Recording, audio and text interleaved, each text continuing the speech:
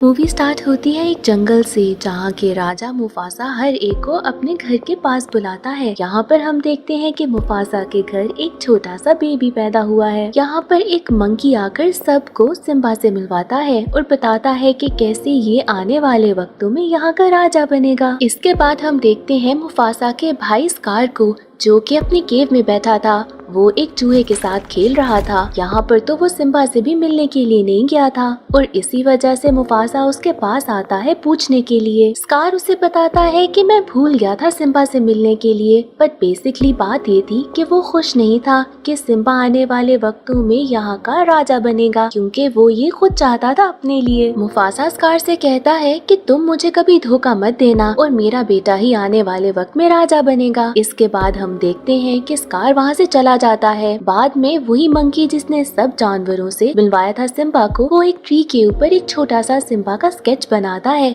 वो बहुत ही ज्यादा खुश था सिम्बा के पैदा होने से। अगली सुबह हम देखते हैं कि सिम्बा सुबह सुबह उठ जाता है, क्योंकि उसके डैड ने उसे प्रॉमिस किया था कि मैं तुम्हें हर जगह पे घुमाऊंगा। सिम्बा अपने डैड के पास जाता है और उनको जगाता है, जिसके बाद ये दोनों एक बहुत ही बड़ी सी क्लिफ के ऊपर पहुंचते हैं। यहाँ पर मुफासा सिम्बा को सारा एरिया दिखाता है और बताता है कि ये सारा एरिया तुम्हारा होगा और तुम यहाँ पर आने वाले वक्तों में राज करोगे। दूर दूर तक जितना भी एरिया तुम्हें नजर आ रहा है, तुम्हें इसको संभालना होगा। सिम्बा को तो इन सारी बातों पे यकीन ही नहीं आ रहा था कि ये सब कुछ बस उसका होगा। दूर एक बहुत ही सुनसान सा एरिया भी था, जिस पर सिम्बा जब पूछता है कि क्या मैं वहाँ जा सकता हूँ, तो उसके डैड उसे मना करते हैं कि बस वो एक ऐसी जगह है जहाँ पर तुम्हें नहीं जाना। ये दोनों बाप बेटा एंजॉय कर रहे थे कि जाजू, जो कि मुफासा का सबसे लॉयल बर्ड था, वो आके उसे किसी काम के बारे में बताता है। जिसके बाद मुफासा वहाँ से जाने लगता है और जाजू से कहता है कि सिम्बा को घर वापस ले जाओ। जब सिम्बा घर वापस आता है तो उसे रास्ते में स्कार मिलता है। स्कार को वो बताता है कि कैसे उसने सारा एरिया देखा है अपने डैड के साथ। स्कार उसे पूछता है कि क्या तुमने उस सुनसान एरिया को भी देख लिया, तो सिम्बा उसे बताता है कि नहीं, मेरे डैड ने मुझे वहाँ जाने से मना किया है। जिसके बाद स्कार कोशिश करता है कि किसी तरीके से भी सिम्बा को वहाँ पर भेजा जाए। वो सिम्बा को बताता है कि सारे बड़े तो वहाँ पर जा चुके हैं और वो कोई बच्चों के खेलने वाली जगह नहीं है और तुम तो एक बच्चे हो। इसके बाद जाजू वहाँ पर आकर सिम्बा को घर वापस लेके जाता है, जहाँ पर वो अपनी मॉम के साथ खेल रहा था। यहाँ पर सिम्बा की फ्रेंड नाला भी थी। जिसके बाद वो दोनों मिलकर यहाँ से खेलने के लिए थोड़ा दूर जाते हैं। सिम्बा की मॉम उसे कहती है कि अपना ख्याल रखना, और ये दोनों खेलते खेलते काफी दूर निकल पड़ते हैं। यहाँ पर मूवी में हम देखते हैं कि दोनों बहुत एंजॉय कर रहे हैं, साथ और भी बहुत सारे एनिमल्स हैं। ये दोनों आगे निकल जाते हैं, जहाँ पर वो उस सुनसान से एरिया के बहुत करीब थे। नाला सिम्बा से कहती है कि हम घर से बहुत दूर आ गए हैं, हमें वापस जाना चाहिए। बट सिम्बा उसे कहता है कि अब हम इस एरिया तक पहुंच ही गए हैं, तो हमें आगे भी जाना चाहिए। इसके बाद हमें कोई भी बच्चा नहीं बोलेगा और ये दोनों उस सुनसान से एरिया के अंदर चले जाते हैं। वहाँ पर हर जगह पर बहुत ज्यादा हड्डियाँ पड़ी थीं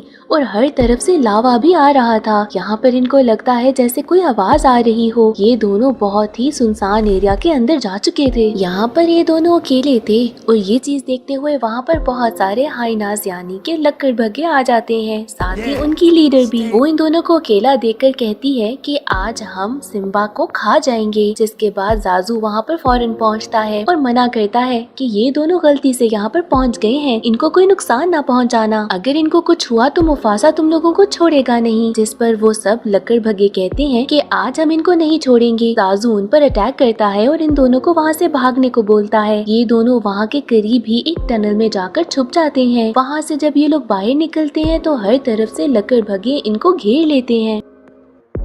इससे पहले कि वो सब इन पर अटैक करते, मुफासा एंड टाइम पर यहाँ पर पहुँच जाता है। मुफासा उन सबको बहुत ज्यादा मारता है। जिसके बाद वो वहाँ के लीडर को कहता है कि अगर मेरे बेटे को कभी भी नुकसान पहुँचाया तो मैं तुम्हें छोड़ूंगा नहीं। जिसके बाद वो मुफासा से माफी मांगती है और सारे वहाँ से चले जाते हैं। मुफासा नाला और सिम्बा को लेके वहाँ से चला जाता है। जिसके बाद वो जाजू से कहता है कि नाला को लेकर घर वापस जाओ, मुझे सिम्बा से कोई बात करनी है। जिसके बाद वो सिम्बा को बताता है कि मैंने तुम्हें मना भी किया किया था और तुम फिर भी यहाँ पर आ गए। सिम्बा अपने डैड से कहता है कि मैं चाहता था कि आपको प्रूव करूँ कि मैं बहुत ब्रेव हूँ। जिसके बाद वो बताता है कि मैं तुम्हें खोने से डरता हूँ, मैं तुमसे बहुत प्यार करता हूँ और कभी भी नहीं देख सकता कि तुम्हें कोई नुकसान पहुँचे। जिसके बाद सिम्बा अपने डैड से माफी मांगता है और ये दोनों फिर से मस्ती करने लगते हैं। दूसरी तरफ हम स्कार को देखते हैं जो कि दोबारा उस एरिया में गया था हाइना से बात करने के लिए, जहाँ पर उनके लीडर से स्कार कहता है कि अगर तुम मुफासा और उसके बेटे को मार दो तो मैं उस सारे एरिया पे राज करूंगा। जिसके बाद तुम लोगों को जितना दिल चाहे वहाँ के जानवरों पर हमला करते रहना। अब ये बात सुन के हाइनास की लीडर को भी लालच आ जाती है और ये दोनों आपस में प्लान बनाते हैं कि किसी तरीके से मुफासा और सिम्बा को मार दिया जाए ताकि स्कार वहाँ का नया राजा बने। अब अपने प्लान के अकॉर्डिंगली नेक्स्ट डे सिम्बा को स्कार एक अजीब सी जगह पर लेके जाता है जो कि पहाड़ के बिल्कुल बीच में थी। यहाँ पर सिम्बा उसे बताता है कि आपकी वजह से मुझे अपने डैड से बहुत डांट पड़ी है क्योंकि मैं उस वीरान सी जगह पर चला गया था। जिसके बाद स्कार कहता है कि कोई बात नहीं, अब ये जगह ऐसी है जहाँ पर तुम बहुत ज्यादा रोरिंग की आवाज निकाल सकते हो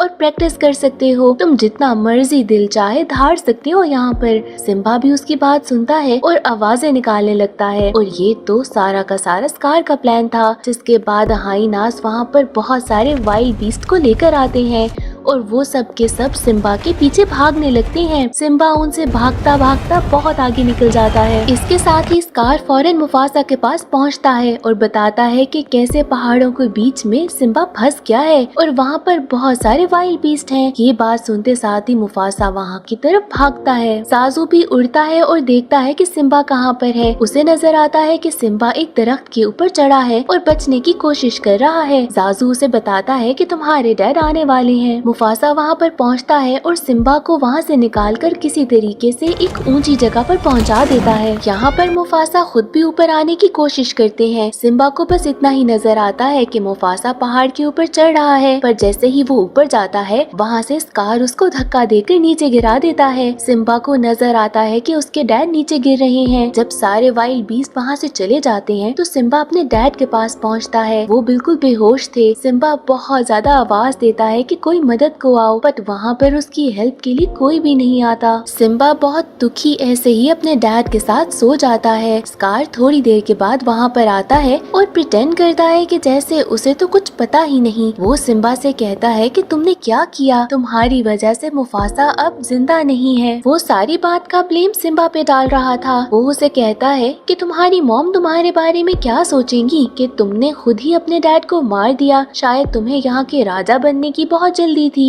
और इसके बाद सिम्बा वहाँ से बहुत डर जाता है। वो पूछता है कि मैं क्या करूँ। जिसके बाद स्कार उसे कहता है कि तुम यहाँ से दूर चले जाओ। सिम्बा भी ऐसा ही करता है। वो बेचारा डर कर वहाँ से भागने लगता है। जिसके बाद स्कार उसके पीछे भी लकड़बग्गों को भगा देता है कि इसको भी जाकर मार दो। इसके बाद हम देखते हैं कि लकड़बग्गे सिम्बा के पीछे भाग रहे हैं। यहाँ पर पहाड़ का बिल्कुल एंड था। यहाँ पर जैसे ही सिम्बा नीचे गिरता है लकड़बग्गों को लगता है कि शायद वो मर गया, बट हम देखते हैं कि सिम्बा पहाड़ के नीचे छुपा हुआ था। जिसके बाद स्कार वापस जाता है सारी फैमिली के पास और बताता है कि कैसे सिम्बा और मुफासा अब इस दुनिया में नहीं रहे। अगर उसको पता होता कि वहाँ पर मदद की जरूरत है तो वो वहाँ पर जाकर हेल्प कर देता। सारे जानवर ये सारी खबर सुनकर बहुत ज्यादा दुखी हो जाते हैं। स्कार सबसे कहता है कि परेशान होने की जरूरत नहीं है क्योंकि मैं अब यहाँ का राजा बन जाऊंगा और हर चीज मैं ही हैंडल करूंगा। दूर से जाजू और वो मंकी भी ये सब देख रहे थे। उनको भी यही लगता है कि शायद सिम्बा भी मर चुका है। दूसरी तरफ हम देखते हैं कि सिम्बा अपने घर से बहुत दूर निकल चुका है। वो एक डेजर्ट में पहुंच चुका था जहाँ पर थक कर वो वहीं पर सो जाता है। उसे मरा हुआ देखकर वहाँ पर बहुत सारे वाइल्ड बर्ड्स आते हैं जो कि उसे खाना चाह रहे थे। दूर से हम आते हुए एक एनिमल को देखते हैं जिसका नाम टिमोन था। उसके साथ उसका फ्रेंड पुम्बा भी था। टिमोन जब देखता है कि ये तो एक शेर का बच्चा है तो वो डर जाता है। पुम्बा उसे कहता है कि हमें चाहिए कि हम इसकी मदद करें और इसे अपने साथ मिला लें तो हमारी टीम बहुत स्ट्रॉन्ग हो जाएगी। जिसके बाद वो वहाँ के सारे वाइल्ड बर्ड्स को भगा देते हैं। सिम्बा जब उठता है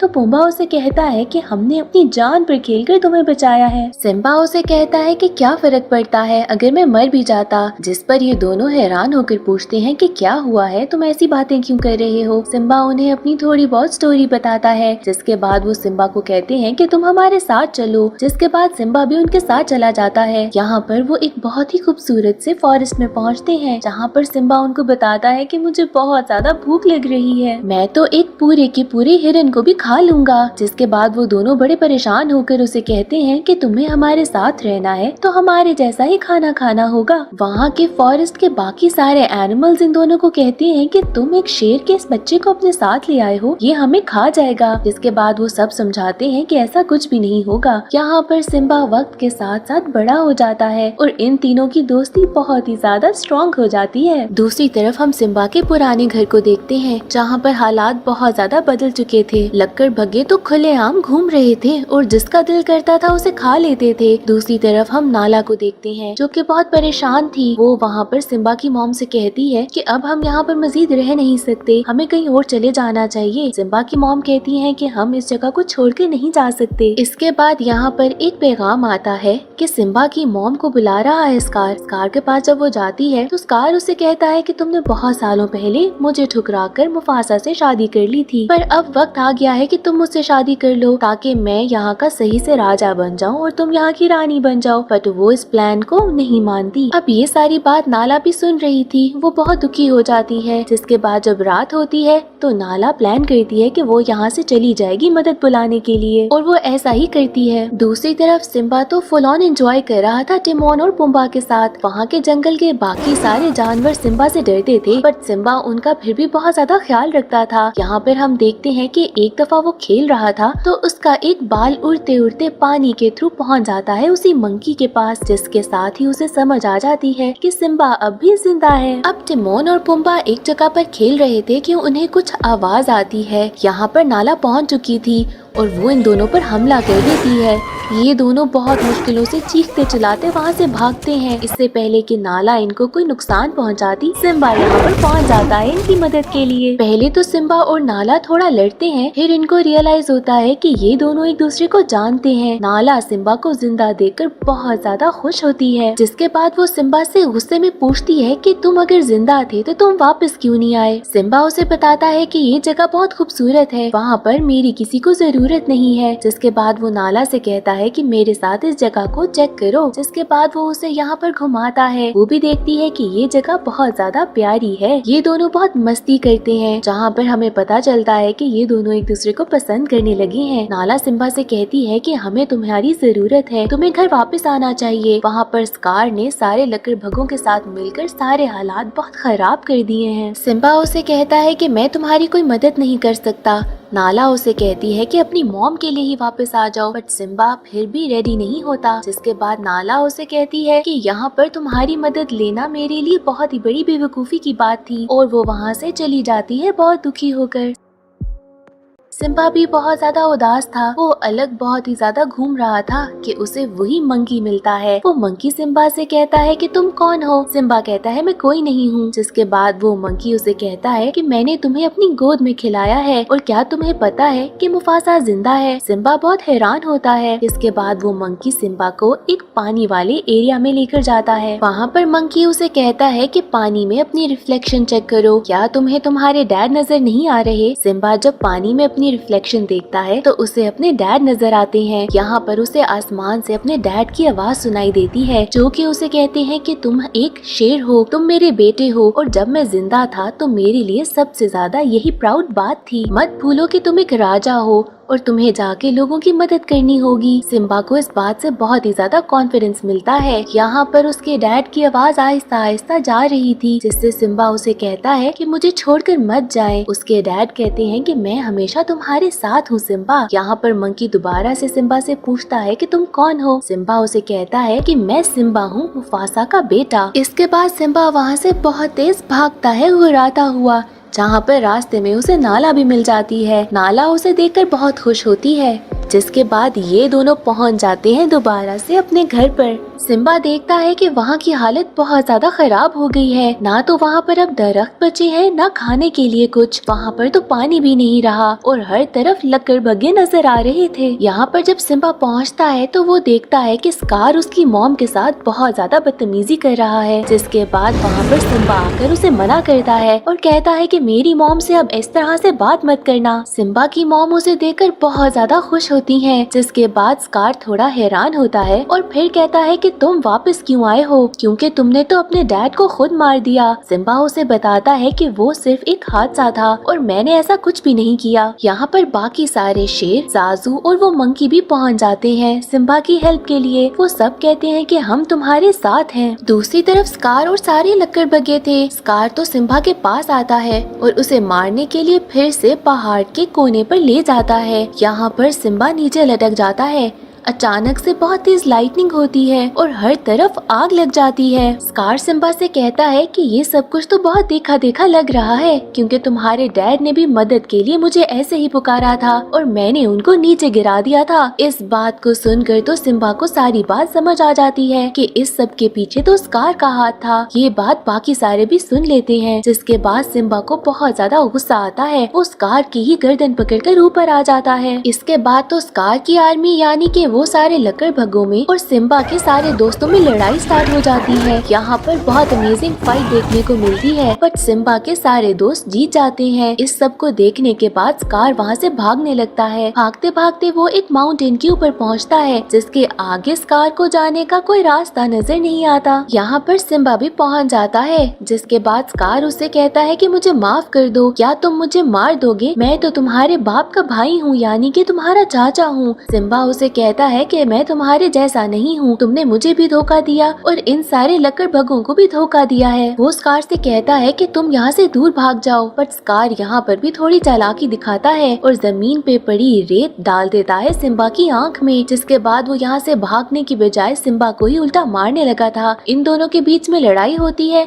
पर एक बार फिर से सिम्बा काफी अपनी स्ट्रॉन्ग स्ट्रेंथ दिखाता है और यहाँ पर स्कार नीचे गिरने लग जाता है। पर बजाय इसके कि सिम्बा उसे नीचे गिराता, यहाँ पर वो सारे लकड़बग्घे आते हैं और कहते हैं कि तुम हमें भी धोखा देने वाले थे। ये सारे लकड़बग्घे स्कार के ऊपर हमला कर देते हैं और उसे मार देते हैं। इसके बाद हम देखते हैं कि वहाँ पर बहुत ज्यादा बारिश हुई है, जिससे सारी आग बुझ जाती है। काफी अरसे के बाद वहाँ पर फिर से बहुत ज्यादा ग्रीनरी हो जाती है। जंगल बिल्कुल खूबसूरत हो जाता है। हम देखते हैं कि अब सिम्बा यहाँ का राजा है और नाला यहाँ की रानी है। इन दोनों के घर में भी एक छोटा सा बेबी होता है, जिसे वो मंकी बाकी सारे जानवरों से मिलाता है और इसी के साथ एक हैप्पी एंडिंग हो जाती है।